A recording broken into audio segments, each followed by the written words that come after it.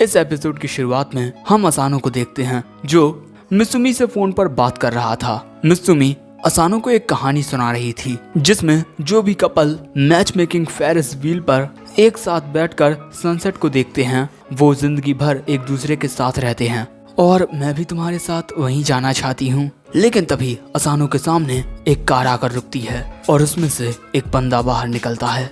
उसे देखकर असानो phone call काट देता है और इसके बाद वो बंदा कहता है कि तुम तायो असानो हो, है ना?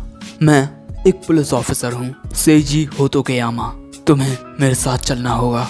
अब इसके बाद हमें पुलिस स्टेशन का सीन दिखाया जाता है जहाँ पर असानो से पूछताछ की जा रही थी। सेइजी कहता है कि तुम्हारी ये फोटो सोशल मीडिया पर है और सोशल मीडिया पर अपनी फोटो देखकर असानो की हवा टाइट हो जाती है। इसके बाद सेइजी ये भी बताता है कि तुम एक प्राइवेट प्रॉपर्टी पर गए थे और तुम्हारे स्कूल में भी एक धमाका हुआ था, है ना? तुम्हारे साथ बहुत अजीब अजीब चीजें हो रही हैं। क्या तुम कोई गैंगस्टर बनना चाहते हो? लेकिन तुमने जो काम किए हैं वो कर पाना एक मामूली बच्चे के बस की बात नहीं है। शायद से तुम किसी सीक्रेट ऑर्गेनाइजेशन के मेंबर हो। अगर तुम फंसना ना चाहते हो तो जल्दी से अपना मुंह खोलो। दोस्तों, सेइजी चाहता है कि असानो उसे योजाकुरा फैमिली के बारे में सब कुछ बता दे, लेकिन सेइजी कहता है कि उसे कुछ नहीं पता। ये सुनकर सेइजी एक गिलास पानी में कुछ मिलाकर असानो को पीने के लिए देता है और जब असानो उसे पीने से मना करता है तब वो उसे जबरदस्ती पिलाने लगता है और पूरा पानी पीने के बाद हम देखते हैं कि असानो के मुंह में से एक पानी का गुब्बारा निकलता है। दोस्तों, सेइजी ने जो पाउडर मिलाया था उसका इस्तेमाल मैजिक ट्रिक्स के लिए किया जाता है। अब इससे पहले कि असानो कुछ बोल पाता, सेइजी उस पर हमला कर देता है एक हथौड़े से। असानो उसके हमले से बच जाता है लेकिन तभी वो फिसल कर गिर जाता है और इसके बाद असानो देखता है कि उसके पास ही में जो पोटलियां पड़ी हुई हैं उनमें से खून निकल रहा है और तभी सेइजी की आवाज आती है कि उसमें एक ड्रग डीलर है जिसने ना जाने कितने हजारों लोगों की जिंदगियों को बर्बाद किया है। उसने बहुत सारे जुर्म किए हैं लेकिन मैंने उसका न्याय कर दिया है। जो लोग कानून तोड़ते हैं उन्हें सबक सिखाना मेरा काम है। और इसके बाद सेइजी असानो की गर्दन पकड़ लेता है और कहता है कि अगर तुमने अब भी अपना मुंह बंद रखा तो मुझे स्कूल में तुम्हारे दोस्तों से पूछताछ करनी होगी। ये बात सुनकर असानो बहुत घबरा जाता है लेकिन तभी उसे एक धागा दिखाई देता है और अब वो कहता है कि वैसे तो मुझे कुछ नहीं पता, लेकिन अगर मुझे कुछ पता भी होता तब भी मैं वो तुम्हें कभी नहीं बताता, भले ही मेरी जान क्यों ना चली जाती। असानो की ये बात सुनकर सेइजी उस पर अपने हथौड़े से हमला कर देता है लेकिन ऐन मौके पर असानो सेइजी से खुद को छुड़ा लेता है और सेइजी के हथौड़ा मारने की वजह से जो दीवार टूटी थी उसके पीछे हम देखते हैं कि क्योइचिरो बैठा हुआ था और वो ये सारी बातें सुन रहा था। और इसके बाद क्योइचिरो सेइजी के पास जाकर कहता है कि तुम्हें तो सही से डराना भी नहीं आता। अब यहाँ पर असानो को कुछ समझ नहीं आ रहा था। सो अब हमें पता चलता है कि सेइजी जूनियर हाई में क्योइचिरो का क्लासमेट था और सेइजी योजाकुरा फैमिली की इन्वेस्टिगेशंस में काफी मदद करता है।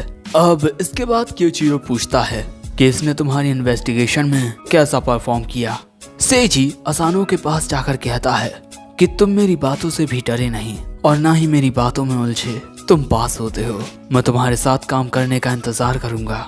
अब इसके बाद सेइजी क्योइचिरो से कहता है कि जिस तरह मैं हर बार तुम्हारी मदद करता हूँ अब मुझे भी तुम्हारी मदद चाहिए। लेकिन क्योइचिरो कहता है कि अरे मेरे नेक्स्ट मिशन का वक्त हो गया है, अब मैं चलता हूँ। और इसी तरह क्योइचिरो चला जाता है और बेचारा असानो सेइजी के साथ यहीं रह जाता है। अब अगले दिन स्कूल में हम देखते हैं कि सेइजी की हालत खराब होती है। सो मित्सुमी उसके पास आकर पूछती है कि क्या हुआ। अब इससे पहले कि असानो मित्सुमी से कुछ कह पाता, क्लास में वाइस प्रिंसिपल हिरुकावा आ जाते हैं, अरे अपना क्योइचिरो, और वो आकर बताता है कि मिस्टर आकुतायामा आज छुट्टी पर हैं तो उनकी क्लास आज मैं लूंगा।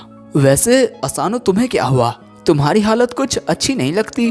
अब तो भैया असानो की हालत और भी खराब हो जाती है। और इसके बाद हम देखते हैं कि क्लास के दौरान असानो की हालत बिगड़ने की वजह से उसे नींद आने लगती है और इसके बाद वो जैसे ही झपकी लेने के लिए अपनी आंखें बंद करता है अगले ही पल में उसके सामने एक चौक आ जाती है जो जाहिर सी बात है कि चीनो ने फेंक कर मारी होगी। लेकिन ऐन मौके पर असानो उस चौक को महसूस कर लेता है और उसके निशाने से दूर हो जाता है। और दोस्तों, ये चौक इतनी ज्यादा स्पीड में थी कि इससे एक होल हो जाता है अब इसके बाद क्योइचिरो कोड लैंग्वेज के जरिए बताता है कि एक स्पाई को उसकी नींद पर काबू रखना चाहिए। जो डॉल्फिन्स होती हैं वो अपने आधे दिमाग को सुला देती हैं और आधे दिमाग को जगाए रखती हैं, और एक इंसान कड़ी मेहनत करके इस स्किल को हासिल कर सकता है। और मैं भी ये स्किल 15 साल की उम्र में सीख गया था। मैं अपने जालों का इस्तेमाल करके तुम्हारे हार्ट रेट को एनालाइज कर सकता हूँ, और जैसे ही तुम सोओगे तो मुझे पता चल जाएगा, और इसके बाद मैं तुम पर इनसे हमला कर दूंगा। भैया इनके हमले से असानो खत्म हो जाएगा। अब ये देखकर मित्सुमी भी कोड लैंग्वेज में कहती है कि बिग ब्रदर आपको असानो को इस तरीके से परेशान नहीं करना चाहिए। असानो ये देखकर हैरान हो जाता है कि मित्सुमी भी कोड लैंग्वेज में बात कर सकती है। तभी क्योइचिरो कोड लैंग्वेज में कहता है कि तुम्हारा भाई तुमसे बहुत प्यार करता है मित्सुमी। अब इसके बाद मित्सुमी गुस्से में कहती है कि ब्रदर आपको असानो से इतनी ट्रेनिंग नहीं करवानी चाहिए। सो असानो कहता है कि तुम चिंता मत करो मित्सुमी, मैं इस ट्रेनिंग में जरूर पास होऊंगा। ये बात सुनकर क्योइचिरो अगले ही पल में टेबल पर एक गोली रख देता है और इसके बाद डस्टर से उस गोली को फोड़ देता है, जिस वजह से पूरी क्लास में बहुत ज्यादा धुआं हो जाता है। दोस्तों ये बेहोश करने वाला धुआं होता है। बाकी के बच्चे इस धुएं से सो जाते हैं, लेकिन मित्सुमी मास्क पहनकर बोलती है कि ये सब करना बंद कीजिए ब्रदर। और दोस्तों मित्सुमी हमेशा अपने साथ ये मास्क रखती है, लेकिन तभी मित्सुमी देखती है कि इस धुएं की वजह से असानो भी सो जाता है, और ये देखकर क्योइचिरो एक साथ उस पर काफी सारी चॉक से हमला कर देता है। लेकिन दोस्तों असानो अपनी गन से उन चॉक्स को तोड़ देता है, जो देखकर मित्सुमी को लगता है कि असानो जाग रहा है, लेकिन दोस्तों असानो सच में सो चुका था। ये देखकर क्योइचिरो फिर से असानो पर हमला करने के लिए तैयार हो जाता है, और इसके बाद वो कई सारी चॉक से फिर से असानो पर हमला कर देता है। लेकिन असानो सोते हुए सबकॉन्शियसली उन सभी चॉक से बच रहा था। अब इन दोनों के बीच अजीब सी लड़ाई होने लगती है, जो देखकर मित्सुमी का भी दिमाग खराब हो जाता है। अब इसके बाद रात में हम देखते हैं कि असानो को नींद में चलता हुआ देख शिंजो बहुत ज्यादा घबरा जाता है, और अब इस तरीके से नींद में चलना असानो की आदत बन चुकी है। अब इसके कुछ दिन बाद हम देखते हैं कि असानो एक बुक पढ़ रहा है, strategies for dating spy style.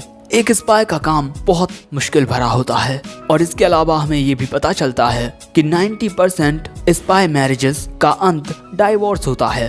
तभी मित्सुमी असानो के लिए चाय लेकर आती है, और यहाँ पर असानो मित्सुमी से पूछता है कि क्या आज तुम फ्री हो। लेकिन तभी उसे किसी का कॉल आ जाता है। दोस्तों उसे कॉल किया था सेजी ने, जो उसे मिशन के लिए बुला रहा है, और इसके बाद असानो अपने मिशन के लिए रवाना हो जाता है।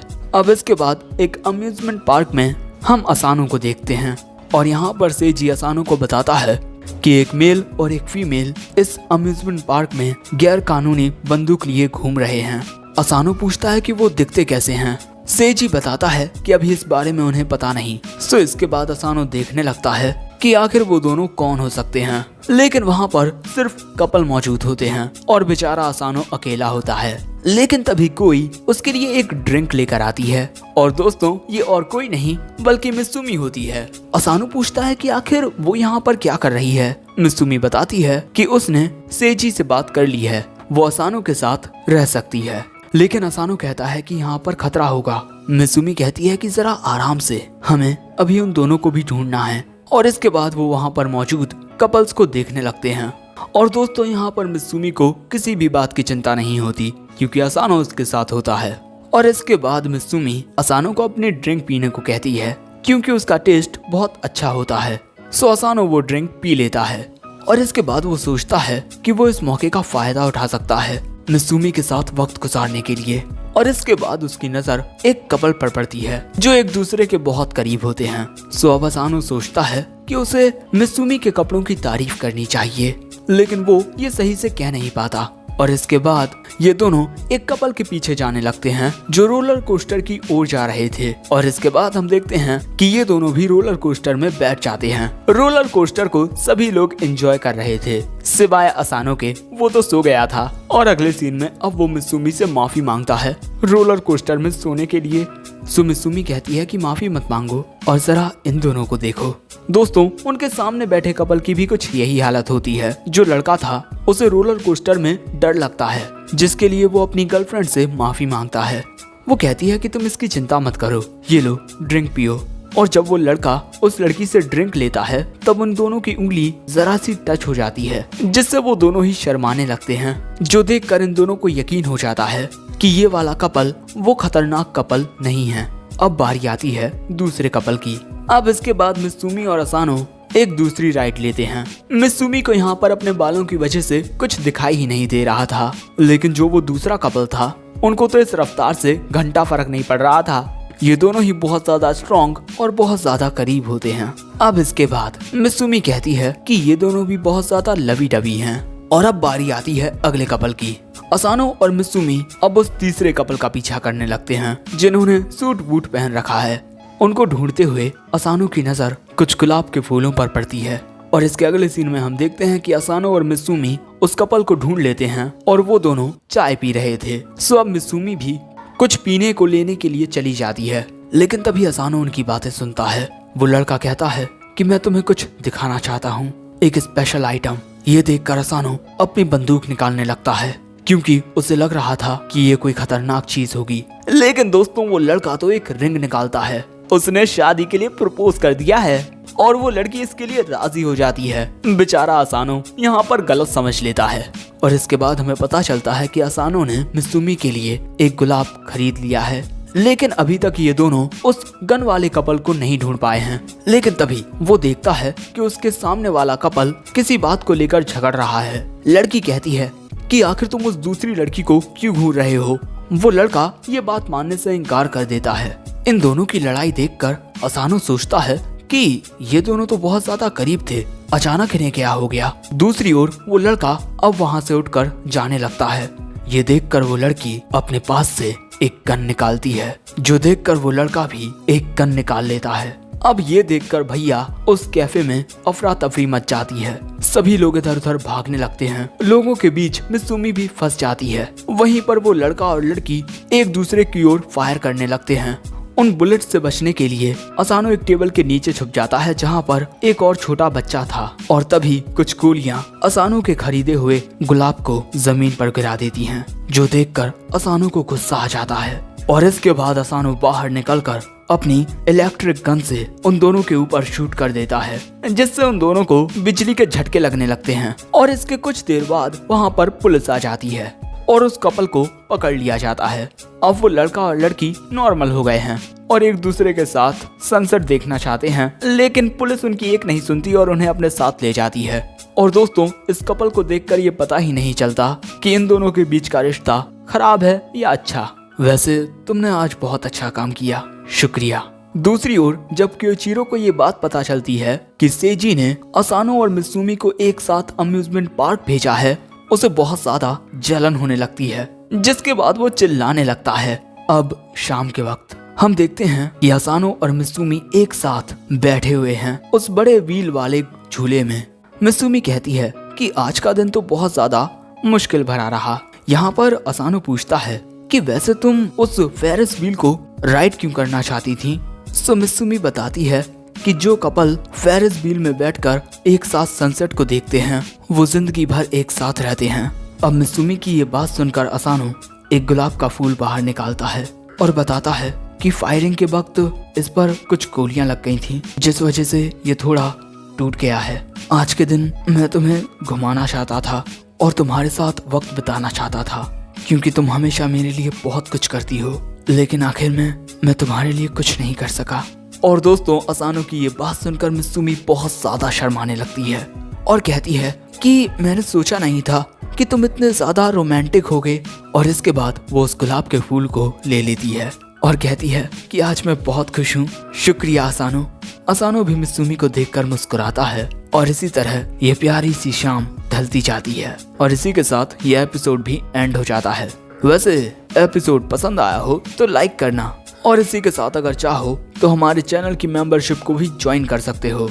और इसके अलावा कमेंट करके बताना कि ये एपिसोड तुम्हें कैसा लगा। And in the end sayonara.